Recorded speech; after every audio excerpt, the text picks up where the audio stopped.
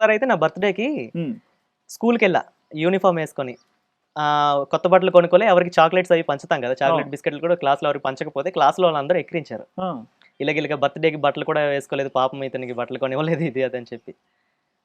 ఎంత ఇది ఈ కోపం వచ్చిందంటే ఇంట్లో వాళ్ళ మీద, హ్మ్. మా అమ్మ దగ్గరికొచ్చి నా బర్త్‌డే అయింది బట్టలు కొనలేదేంటి ఇది అది అని చెప్పి అప్పుడు ఇంట్లో డబ్బులు లేవు. అవును. అర్థం చేసుకునే సిట్యుయేషన్ నాది కాదు.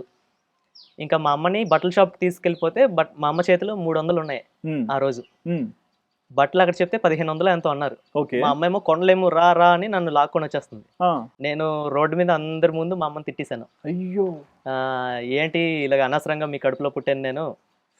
ఇయర్ మొత్తంలో ఒకసారి కూడా బట్టలు కొనివ్వట్లేదు. హ్మ్. ఇక యేసుకున్న షర్ట్ నాది కాదు, ప్యాంట్ నాది కాదు. ఎవరెవరో ఇస్తే యేసుకున్న బట్టలివి. ఏంటి ఇలా అయితే నన్ను ఇంకెందుకు పెంచడం, నన్ను ఎక్కడైనా రోడ్డు మీద వదిలేయండి ఇది అది అనేసాననమాట పేరెంట్స్‌ని. మా అమ్మని. అప్పుడు ఎంత బాధపడిందో అన్నది అవన్నీ గుర్తు చేసుకుంటే ఇప్పుడు నాకు అయ్యో! అప్పుడు అన్ని మాటలన్నానా ఇవన్నీ వర్స్ట్ డేస్ అనమాట నా లైఫ్‌లో. ఎగ్జాక్ట్‌లీ. దీంట్లో మీరు ముందే అన్నారు. స్కూల్ ఫ్రెండ్స్ ఆ ఏజ్‌లో ఆ! మెచ్యూరిటీ ఉండదు గదా! అని. సో, అలాగే మీరు గూడా అమ్మ దగ్గర అట్లా జేశారు. అంతే.